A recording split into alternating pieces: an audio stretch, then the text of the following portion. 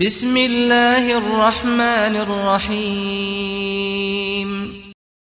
إن الحمد لله نحمده ونستعينه ونستغفره ونعوذ بالله من شرور أنفسنا ومن سيئات أعمالنا من يهده الله فلا مضل له ومن يضلل فلا هادي له أشهد أن لا إله إلا الله وحده لا شريك له وأشهد أن محمدا عبده ورسوله صلوات الله وسلامه عليه أما بعد يا أيها الذين آمنوا اتقوا الله حق تقاته ولا تموتن إلا وأنتم مسلمون يا أيها الناس اتقوا ربكم الذي خلقكم من نفس واحدة وخلق منها زوجها وبث منهما رجالا كثيرا ونساء واتقوا الله الذي تساءلون به والأرحام إن الله كان عليكم رقيبا يا أيها الذين آمنوا اتقوا الله وقولوا قولا سديدا يصلح لكم أعمالكم ويغفر لكم ذنوبكم ومن يطع الله ورسوله فقد فاز فوزا عظيما أما بعد فإن أصدق الحديث كتاب الله وأحسن الهدي هدي محمد صلى الله عليه وسلم وشر الأمور محدثاتها وكل محدثة بدعة وكل بدعة ضلالة وكل ضلالة في النار ثم أما بعد حدثني جماعة من الشيوخ بإسناد كل إلى سفيان بن عيينة عن عمرو بن دينار عن أبي قابوس مولى عبد الله بن عمرو عن عبد الله بن عمرو بن عاص رضي الله تعالى عنهما أنه قال قال رسول الله صلى الله عليه وسلم الراحمون يرحمهم الرحمن ارحموا من في الأرض يرحمكم من في السماء. The Prophet sallallahu alaihi wasallam, he said in this tremendous hadith that those who are merciful, they will be shown mercy by the most merciful. Show mercy and be merciful to those who are in the earth, and the one who is above the heavens, he will show you mercy. The ulama, they mention from them Sheikh Salih Abdis al-Sheikh حفظه الله تعالى قال ذلك بأن العلم رحمة نتيجته رحمة في الدنيا وغايته رحمة في الآخرة. But Sheikh, he mentions, he says, this is because knowledge is mercy. The result of knowledge is mercy in this world, and the ultimate goal of knowledge is mercy in the hereafter. This hadith is a hadith that is musalsal bil awwaliyya, is a hadith that many of the great imams of hadith, the ulama of the past, they would utilize this hadith as the very first hadith that they will teach their pupils.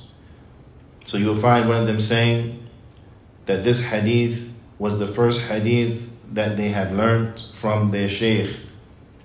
And that is because of the tremendous meaning that is contained inside of this hadith and the tremendous reminder and the connection between it and between knowledge that we learn in order that we may understand so that we may implement.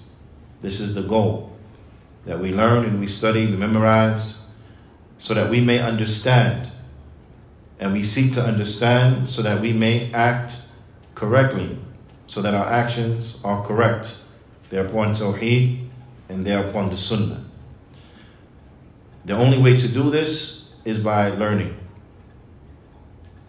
There are tremendous benefits that an individual will benefit from in their own personal lives, benefits that will benefit the family, benefits that will benefit the society, benefits that will benefit the relationships within the society, so on and so forth. overall benefits that will benefit, even the animals will benefit from it. The roadways and the pathways will benefit from it. Even the disbelievers will benefit from it. Because the Muslim is one who is very diligent, or should be one who is very diligent in making sure that everyone who has a right gets their rights, to make sure that they are establishing justice. And when this is the case, then you find everyone benefits. Everyone will benefit from that Muslim who implements their knowledge. Everyone around them will benefit from that Muslim who implements their knowledge.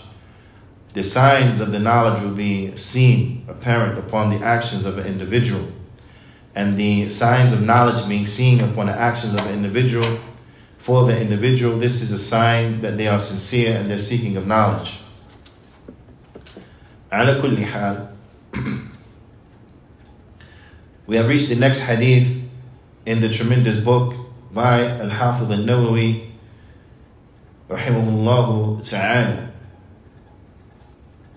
And that is the hadith an Abi Hurairah رضي الله تعالى عنه قال قال رسول الله صلى الله عليه وسلم لا تحاسدوا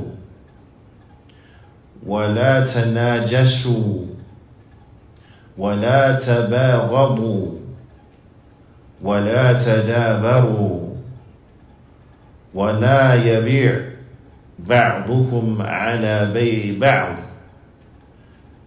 وكونوا عباد الله إخوانا المسلم أخو المسلم لا يظلمه ولا يخذله ولا يكذبه ولا يحقره التقوى ها هنا ويشير إلى صدره 3 مرات التقوى ها هنا التقوى ها هنا التقوى ها هنا هكذا بحسب امرئ من الشر أن يحقر أخاه المسلم كل المسلم على المسلم حرام دمه وماله وعرضه حديث صحيح رواه مسلم. The Prophet ﷺ, he said in a tremendous hadith what means. And again, this hadith is narrated on the authority of Abu Hurairah radiyallahu ta'ala anhu. And it is collected by Imam Muslim rahimahullahu ta'ala. The Prophet ﷺ, he said what means: do not be envious of one another. Do not be envious of one another. Do not outbid one another. Do not be envious. Do not outbid. Do not hate one another. Do not keep away from one another.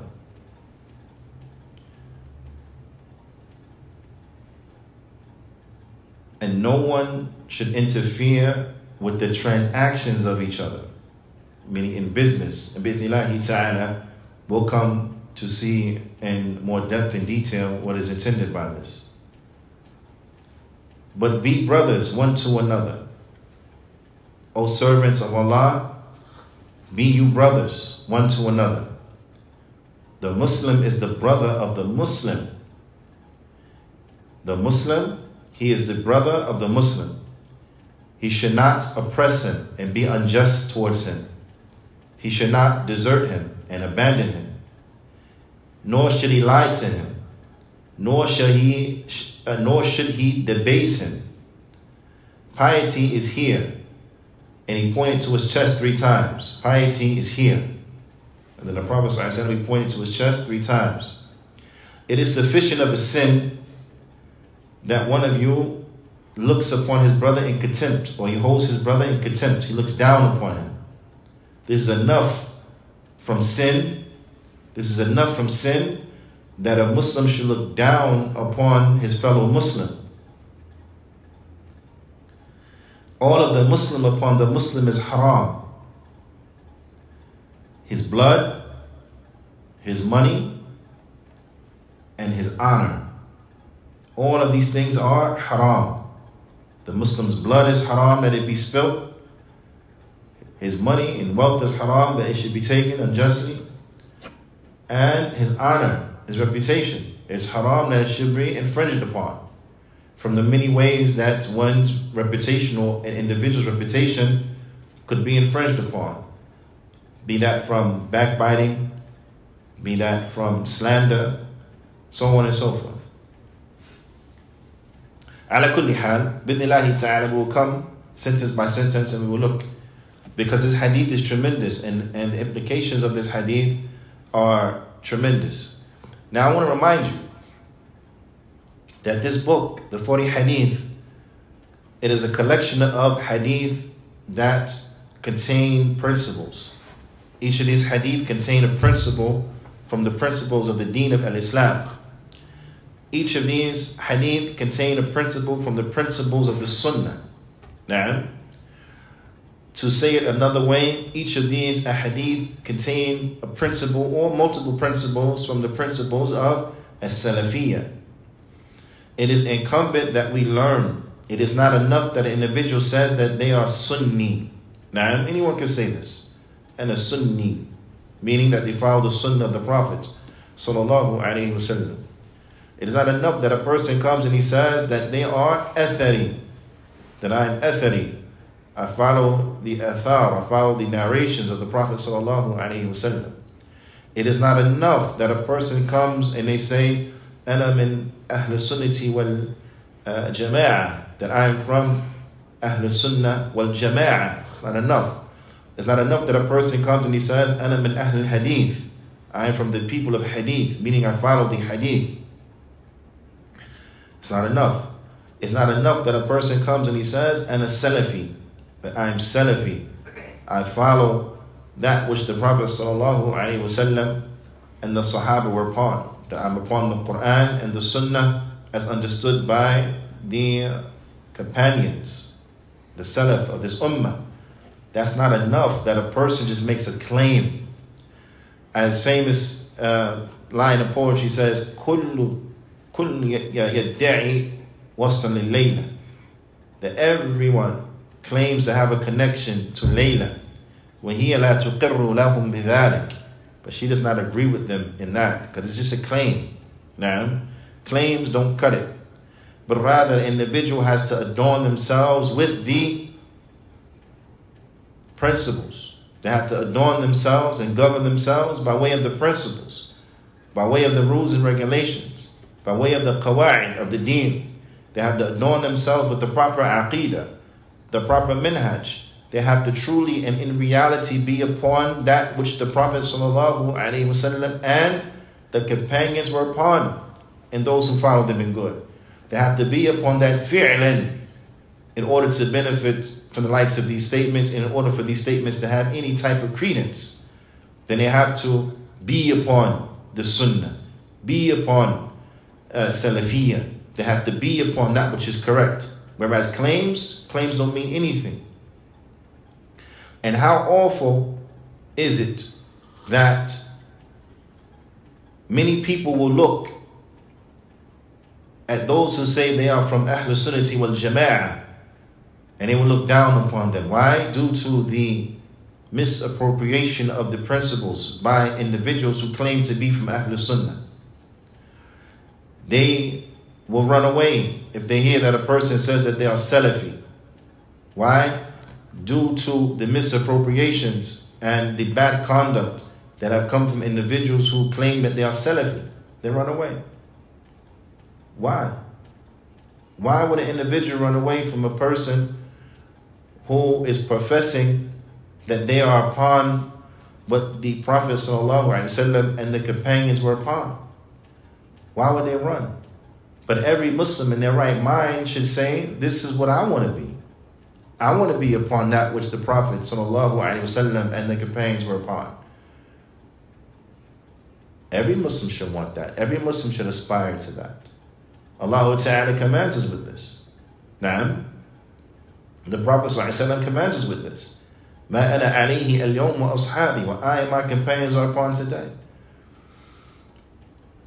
Why do people have an adverse reaction, some visceral reaction to the word Salafi? Due to the bad conduct of individuals who claim that they are Salafi. Some of whom are Salafi, but they have bad character, bad behavior due to ignorance. And some individuals who claim that they are Salafi, but they are not Salafi. Now, ala kulli hal, we know, and those who don't know will soon know, that from the principles of Ahlul Sunnati wal Jama'ah, from the qawa'id of al-da'wah al-salafiyya, is al-ijtima' al-haq, is coming together, unity upon the truth, is being one, coming together.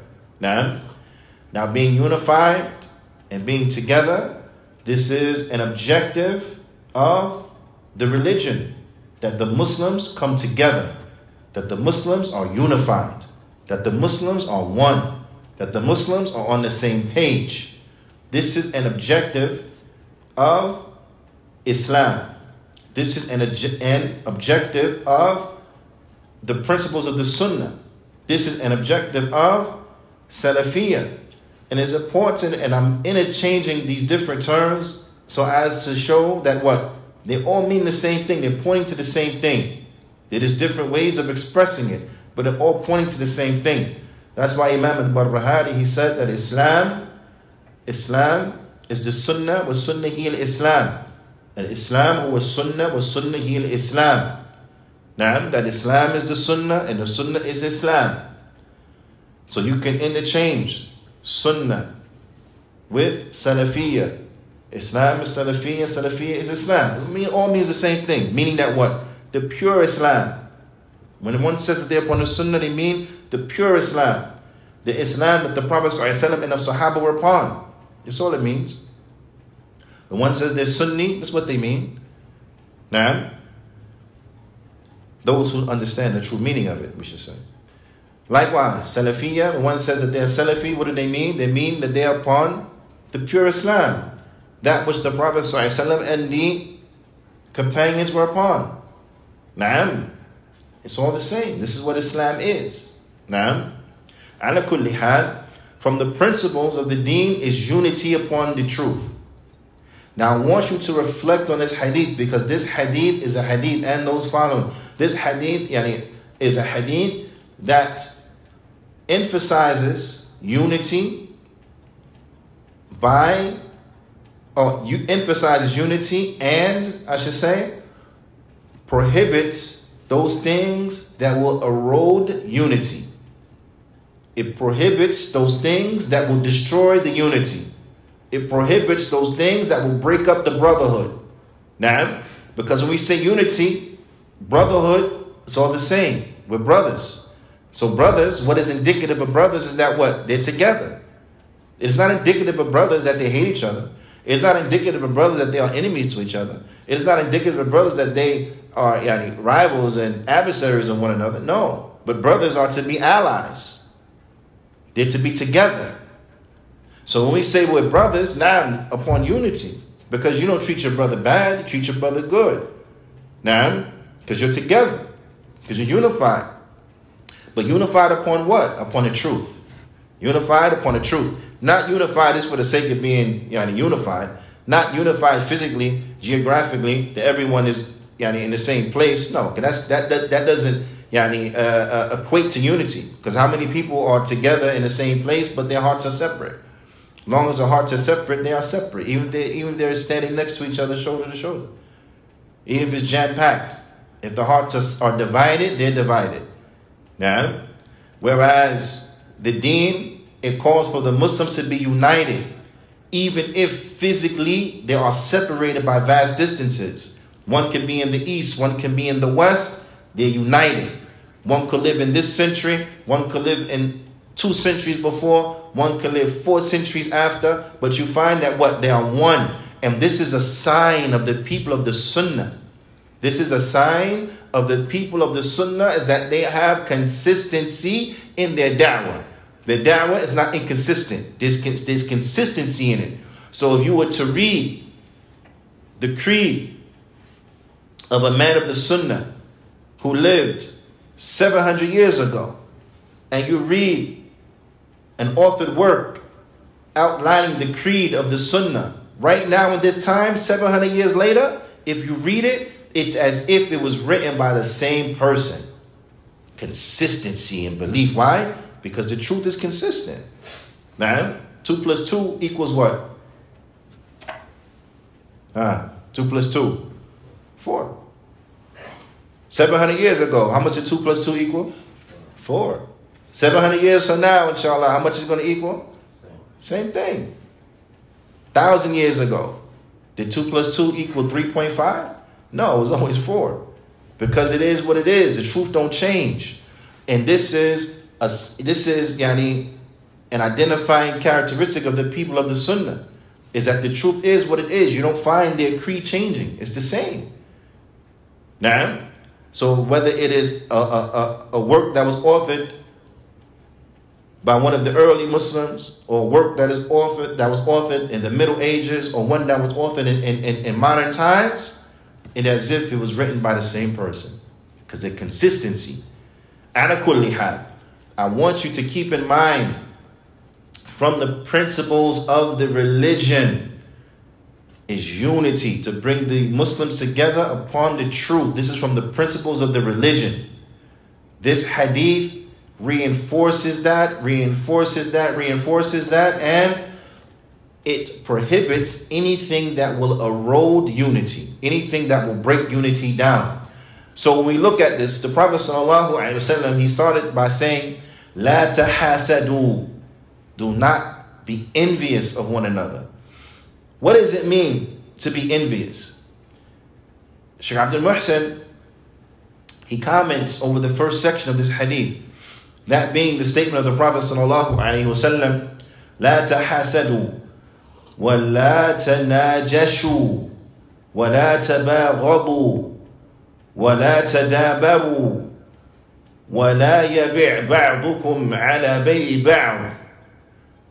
The Shaykh, Hafidhahullah Ta'ala, he comments on this section of the hadith, explaining what each word means. The first one is, La tahasadu. Tahasadu, it means that this is a person who he has hasad. A person that has hasad. Hasad is translated as envy. Do not be envious. Now, do not be envious. Sometimes it is translated also as to be jealous. Don't be jealous. Don't be envious and don't be jealous. Being envious and being jealous, envy and jealousy, this is something that will erode unity. Why? Because the one who has hasad, what is this like? Yani, what is al-hasad? Al-hasad, the Shaykh mentions, يكون في الأمور الدنيوية والأخروية. That envy, al-hasad, it can be in affairs that are worldly affairs or things that are linked to the hereafter. So a person can be jealous of someone due to what they have from worldly affairs, or due to what they have from affairs that are connected to the hereafter. Now, due to affairs that they have and connected to affairs that they have. For example, a person is half of the Qur'an, for example. Now, knowledgeable about the religion, right? So on and so forth. People may be, could show jealousy because of this. And these are things that are linked to what? To the hereafter. Or, as relates to this world, then this is pretty clear, right? A person will have a nice car, a person will have a nice house, something like this. So that someone is jealous that this person has a car like this or has a house like this, or he dresses like this, whatever. They're jealous. Now, so this type of jealousy, what is jealousy though? So when we say al-hasad, what does it mean by hasad? Because, see, in English, it's not as descriptive as Arabic. Because in English, you say a person is jealous. That jealousy, what does it mean? Is that it means that that they're jealous, right? In modern terms, they say that they're they're hating on a person. Right? Alhamdulillah. The young folks, they say, oh, he's a hater. This is one who is what? He has hasad. Al-hasid. Now, it's a hater. He hating on him. But what does that mean when someone is hating on them? And I'm using this term because maybe a person can understand better. Hating on them, meaning what? They show hatred. They have hatred in their heart because they're jealous of what this person has. Right? So this is the only thing may come to mind, that a person is jealous. You know, he had hatred in his heart because this person has something that they don't have. Firstly, it's important that we understand how nasty and ugly it is to feel like this. The Shaykh, he mentions, he says, وَيَدْخُلُ تَحْتَهُ. What enters into this concept of being jealous and being envious is karaha al-hasid al-ni'mah allati an'ama Allahu biha ala ghayrih. Is that an individual who is the hater, right? The one who is jealous, the envier, they have hatred that Allah has given this individual a blessing, a bounty to others. That Allah has given a bounty to other than him. So he's mad about that. The car, he feels he should have a car like that. Why this person got a car like that? He should have a car like that. Why this person got a house like that? He should have a house like that. Why did this person have that? You know, like this. So is it this saying they're mad that Allah gave this person what Allah gave that person? Because they feel what? They should have it. You understand? You see how despicable that is? This is an individual who is showing a displeasure in what? In qada wal qadar. They're showing displeasure in the divine decree of Allah subhanahu wa ta'ala. Because everything is about qadar. So if Allah has decreed that so-and-so will have a house like this, khalas, no one can take that from them at all, because Allah has given it to them. So now this person is mad. This person has that house, but they don't have that house. As if they're saying, how come I don't have something like that? How come I wasn't given that? Right? Because they feel themselves more deserving, or whatever the case is. But this shows what's a very despicable trait, that a person is displeased with the decree of Allah subhanahu wa ta'ala. That person has it because Allah decreed that they will have it. This person does not have it because Allah did not decree that they will have it. It's very clear. Kullu shay'in biqadar. Everything is by qadar. Ala kulli hal. Also, what enters into al-hasad, which shows the despicable nature of hasad, and how hasad, it will erode brotherhood and unity. وَيَدْخُلُ فِيهِ التَّمَنِّي زَوَالَ هَذِهِ النِّعْمَ عَنْهُ. And also what enters into it is that a person wants, the one who is a hater, a true hater, the hasid, he wants what? He wants the person to lose the bounty. He wants him to lose the blessing. So it's not enough that he's mad that this house was given to somebody other than him, but now he wants the person to lose the house. So he wishes ill for the person. He wants the person to lose the car. He wishes ill for the person. He feels he should have that car. He don't have that car. He hates the fact that this person has that car. He wishes this person get into a car accident and lose the car. So now he don't have the car no more. House burned down, so he don't have the house. This is a very ill-hearted person. It's a person who's sick in his heart to have the issue with the divine decree of Allah, and then to wish ill upon your brother because you feel he got something that you should have. You see? This is an evil individual. Now, is the evil eye going on with that also? it enters into that. Now, it emanates from the one who is envious. The one who's envious, so he wishes ill for a person. Now, so all of these things, obviously, they would what? Erode unity. Because if it is known that this person wants you not only jealous that you have something that they don't have, but then they want you to lose what you have. If this is known, what? You're not going to want to be tight with that person, right? You're not going to interact friendly with that person. This is not going to be your friend. But this is going to be a person who you feel you have to be on your guard as relates to. So you're viewing this person more like what? An enemy than a brother. Right? Because, I mean, in reality, what kind of brother wants harm for his brother? You understand? So, but also we're interested into that, as the Shaykh he mentions, يعني سواء تمنى انتقالها إليه أو عدم انتقالها. Because sometimes it's like they, in other words, they want a person to lose the bounty. Now sometimes it's one or two situations. They want them to lose the bounty and they get the bounty. Right? For example, a person is mad because brother so-and-so married sister such and such. So he's hating on that. He's mad. Because he feels what? He was more deserving to marry her. Right? So the one who has this hasad, he wants their marriage to fail. He wants them to get a divorce. Why? So that he could marry her. Right? Get rid of him, marry me. This is the one who has hasad. But also another option or another variation of hasad is that he may not necessarily want to get the bounty himself. He just want the person to lose it. So he may not want it for himself, but he want the person to lose it. So in that situation, that scenario, he wants them to get a divorce. He don't care if he ever marry her or not, but he just don't want them two to be together. You see, this is the one who has hasad. Naam. So this is what it means to have hasad. Right? Now, there's another concept that is admiring. Like you can admire something, and there's a difference between admiring something and between being envious over something. Okay, it's a difference. So the Shaykh explains, وَأَمَّا إِذَا تَمَنَّى مثل ما أنعم الله به عليه على غيره دون كراهة حصوله دون الكراهة حصولها لغيره.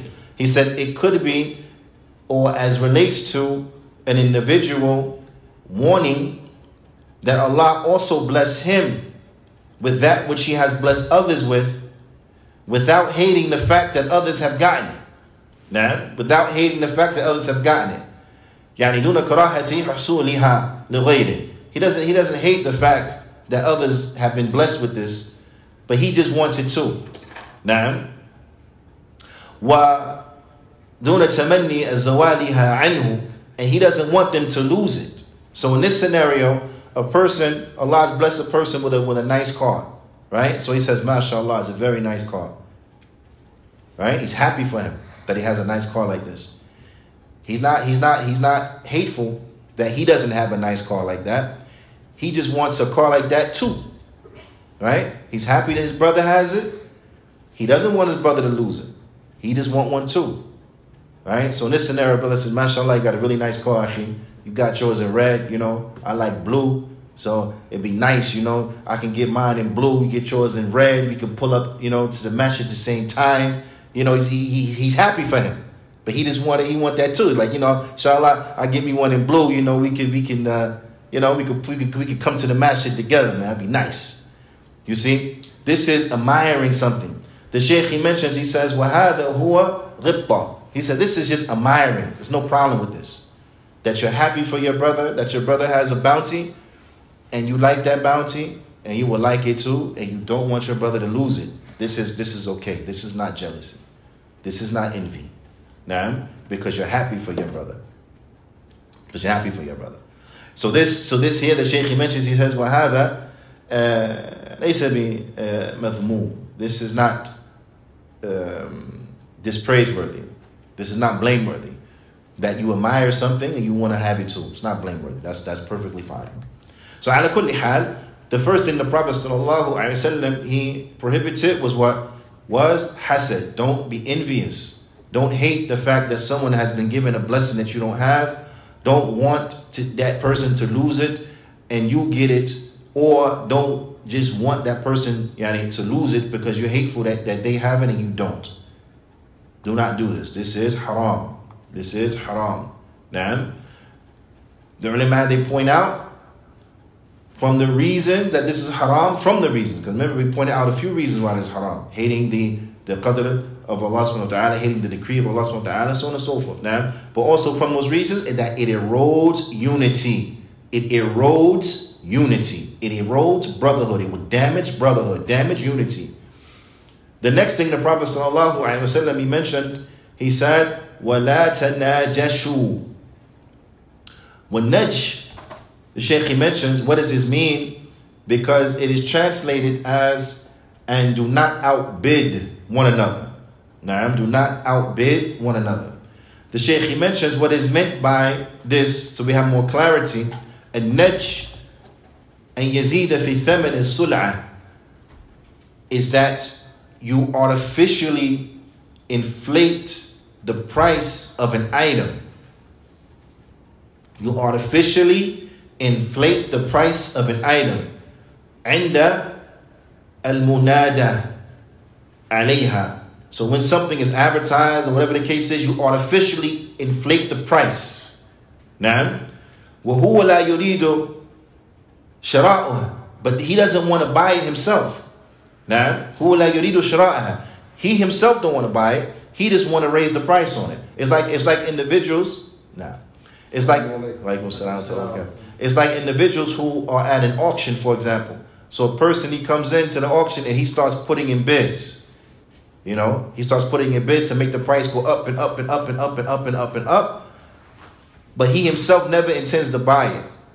He never intends to buy it. And bila shakku bila rayb, this is problematic. Bal yuridu an-naf' al-ba'i'. So there's a couple scenarios. It could either be because he's in league with the seller of it, right? So is there, plot that we're going to raise the price.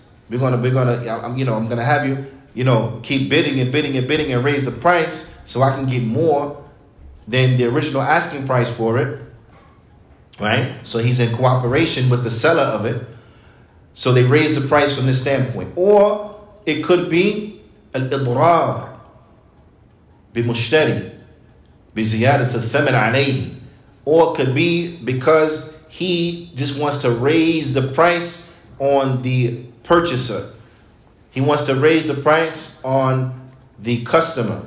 He wants the customer to pay more. It's all malicious. He never wants to buy it himself. He just doesn't want to see his brother get it for a cheap price. He wants his brother to pay more for it.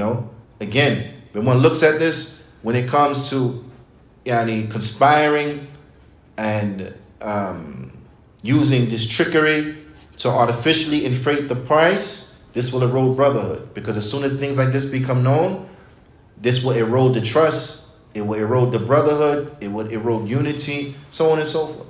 Now, so much so a person will say, how can I be united with a person like this? I can't trust him. How am I going to be united with this guy? I can't trust this guy. Look what he did. They conned me. They ran a scheme and they conned me into paying more unnecessarily. You see? Or how can I be united with this person when he raised the price? He never intended to buy it. He just wanted to see me pay more. So how can I be united with him? These things erode brotherhood. So therefore they are haram. Anything that would erode unity, anything that would erode brotherhood is haram. And then next, the Prophet sallallahu alaihi wasallam, he said, وَلَا تَبَاغَضُوا. وَلَا تَبَاغَضُوا. And do not hate one another. وَهُوَ تَعَاطِي. The Shaykh mentions, هُوَ تَعَاطِي أَسْبَابِ الْبَغْضَاءِ وَإِتْيَانْ بِمَا يَجْلِبُهَا. This is that an individual has hatred, he has animosity for a person, but it's not just that they have hatred and animosity for this person in their heart, but then they do things that bring about hatred, and they do things, in other words, they try to act upon their hatred. It's not just enough that they don't like this person, but then they try to act upon their hatred in order to make other people hate them, right? Or in order to bring to them some type of harm. Or in order to bring to them some type of harm. So of course, this is what? This is haram. We're not allowed to do the likes of this. This is haram, bila shakk, bila rayb. To hate people and to get other people to hate them and to do things that will make others hate them and to act upon that hatred, of course, this will damage unity. This will damage unity. So therefore, it is haram. And then the Prophet sallallahu alaihi wasallam, after that, he said, وَلَا تَدَابَرُوا وَلَا تَدَابَرُوا. What is meant by تَدَابَرُوا, التَّدَابُرُ, الْمُقَاطَعَةِ وَالتَّهَاجُرُ. This means to boycott people and to abandon them, to make hijr from a person and to abandon them. And of course, we understand by this is what? Unnecessarily, unjustly. Unfortunately, you have people who attribute themselves to the sunnah and they use making hijr of a person to boycott a person. They try to weaponize it and use it in a manner to bend others to their will. If you don't comply with such and such, then we're going to boycott you. We're going to warn against you. We're going to tell people not to come to your masjid. We're going to tell people not to come to your website. We're going to tell people not to come to your business. Now, you have individuals who even go to the part where they try to make an economic embargo upon a person, regardless of whether they're selling things that are related to the deen or not. You like this? Oh, boycott! Don't shop in that brother's store. Now he warned against. Subhanallah. Naam. And they weaponize it. I say weaponize it, meaning that what they're applying it in ways that's not correct. Now, as far as boycotting the innovator, and as far as boycotting the sinner, this is from the religion, that we are allowed to utilize boycotting of an innovator or the boycotting of a sinner. Right? This is just permissible. But under conditions. What are from those conditions? Is that in boycotting a person, in an innovator, for example, it is to highlight to the individual the harm and the evil of their way and of their innovation. We utilize that in order what? To help them return back to the truth. You understand? To help them return back to the truth. The sinner is boycotted in order to help them leave alone their sin. To say, what this sin is so bad, you know what? We're not going to talk to you. Don't sit with us until you stop doing this sin that you're doing. Until you get your life right, don't sit with us. If it is going to benefit a person, where it will make them take stock of themselves, it will cause them to pause and to reflect over their lives, and it will have a good effect and help them to leave alone their sin, then there's no problem, because this is how it's supposed to be utilized when it benefits. But if you boycott it, if your boycotting of an individual results in more harm, then it is not permissible to boycott the person. Do you understand? Now, of course, we're talking about, we're not speaking about the case where you're boycotting from the standpoint because you feel that you yourself will be harmed. So then you avoid certain situations because you feel it's going to have a negative impact upon you as an individual. We're not talking about that. We're talking about a fact where you don't fear for yourself, but you're boycotting them in order to help them do what's right. But you know, by boycotting them, it's going to increase them in their obstinance. It's going to increase them in what they're doing. So in that case, do you boycott? No, you don't boycott.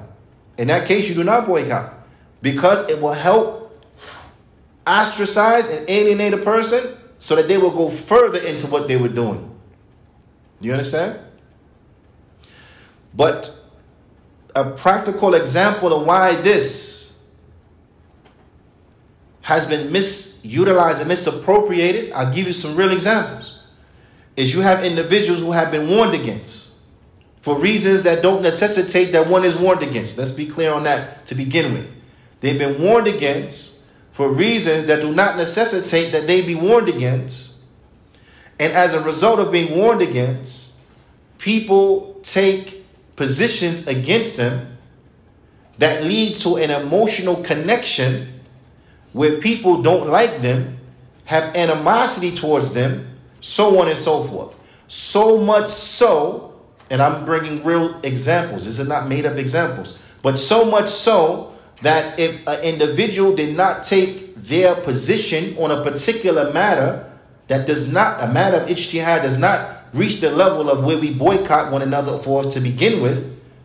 If an individual does not take their position, they ostracize that individual. And if the individual was to come to their masjid just to pray the salah, after the salah, brothers have been surrounded by individuals and asked, what is your position on so-and-so? What is your position on Sheikh so-and-so? And harassed and have felt threatened. Even brothers have gone to pray in certain places who do not agree with them in some of these affairs and have gotten into physical altercations with individuals due to their aggression that everyone has to agree with what we say you have to agree with, and if not, then no. They've gotten into physical altercations. So now let me tell you this. Right? If you were the individual who, if you went to pray in this masjid, you may get into an argument afterwards. Somebody may literally try to fight you, and you just come in to pray. But because you don't agree with them, they may argue with you. You're going to get into an argument. You're going to get a bunch of nasty stares.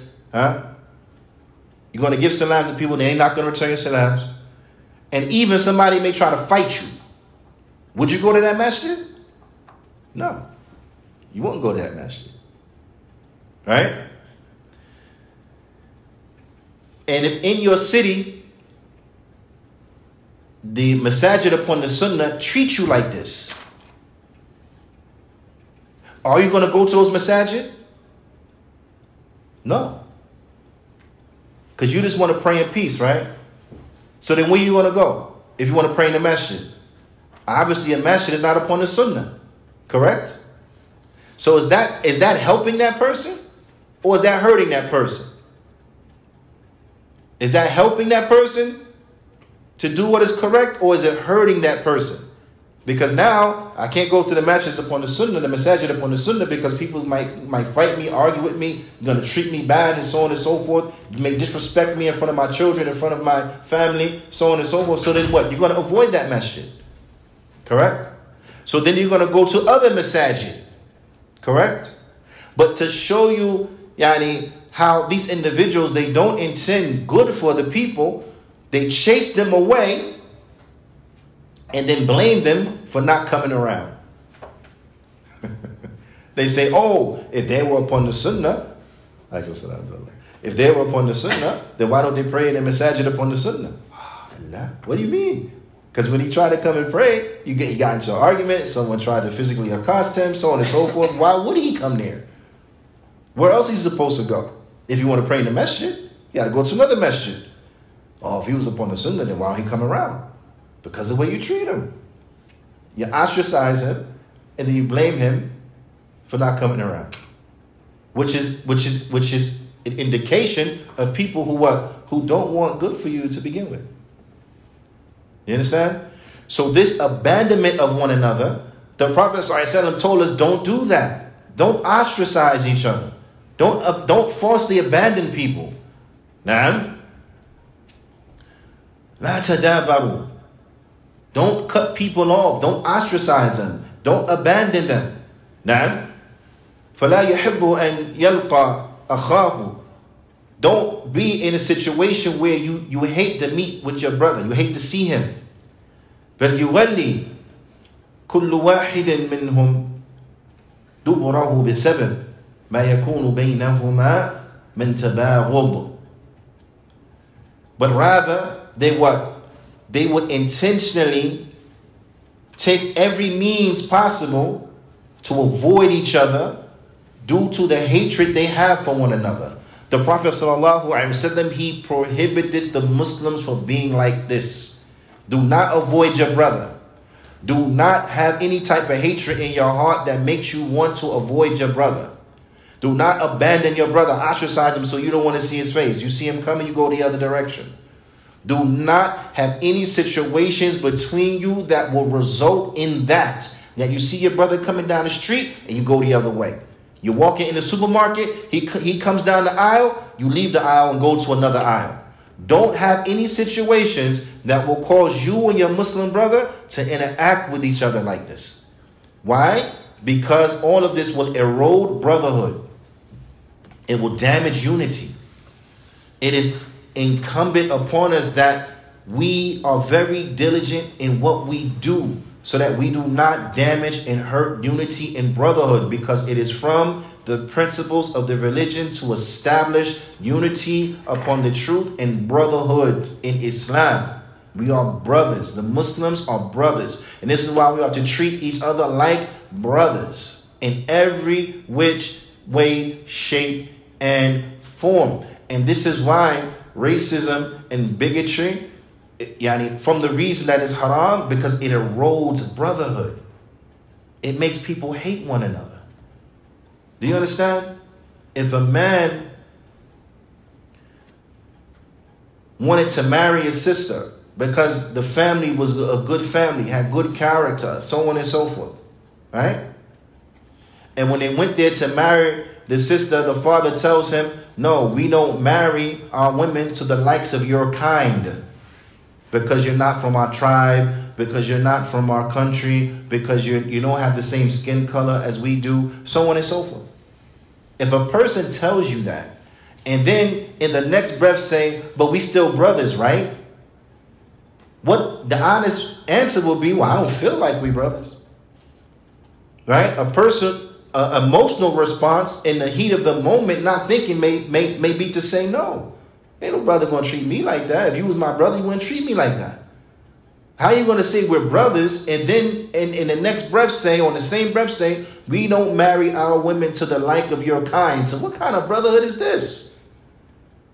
Is that going to foster love and affection? No, it's going to foster hatred. It's going to foster hatred. It's going to foster, if he come down the aisle, one aisle in the supermarket, you see him, you're going to go down the other aisle. You say, man, this guy disrespected me. He really hurt my feelings. I thought it was a good family. And they tell me this. You a good brother, but you need to marry somebody from your own kind. That's how brothers talk to each other. SubhanAllah. That's how you really feel? Wow. That don't sound like how brothers treat each other. Anything that erodes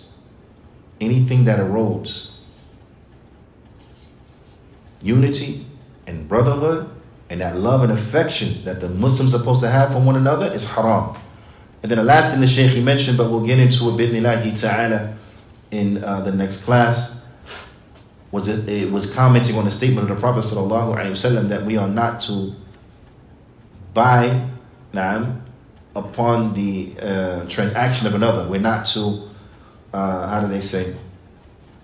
We should not interfere in the transactions of one another, meaning business transactions. We should not interfere with the transactions of one another. But bidnillahi ta'ala, we'll start the next class from that sentence, fully explaining and going into what does it mean by not interfering with the business transactions of one another. Again, as is obvious, the theme is that because in doing so, it will erode unity, it will foster hatred, it will harm the brotherhood between the Muslims. And it is from Islam that the Muslims come together, upon the truth, that we are united, that we have love for one another, that we want for each other what we want for ourselves, and that we treat each other in the most excellent of manners, and whatever hurts one hurts us all. This is how the Muslims are to be, like one body. And these things that are mentioned here in this hadith with the Prophet ﷺ, he told us it is haram, these things. It is because these are things that will erode brotherhood, it will erode unity, it will erode the love that we should have for one another. There is a great emphasis upon this in the deen. there is a great emphasis in the deen upon this concept of not infringing upon each other's rights, not treating each other in such a manner that will destroy brotherhood and destroy unity. And I just encourage all of the brothers to really examine and to look how we interact with one another, so that we are on our guard to make sure that we're doing things that will foster love between each other. We're not doing things that will foster hatred, that we're doing things that will help bring us together. We're not doing things that will help keep us apart, that we're doing things that will aid and assist in being unified upon the truth, and we're not doing things that will aid and assist in us being disunited. Very, very, very, very, very important. We have to be very mindful of how we speak to one another, how we interact with one another, how we treat one another. We have to love each other. فلعلنا نكتفي بهذا القدر. وصلى الله وسلم على نبينا محمد وعلى آله وصحبه أجمعين. وجزاكم الله خيرا.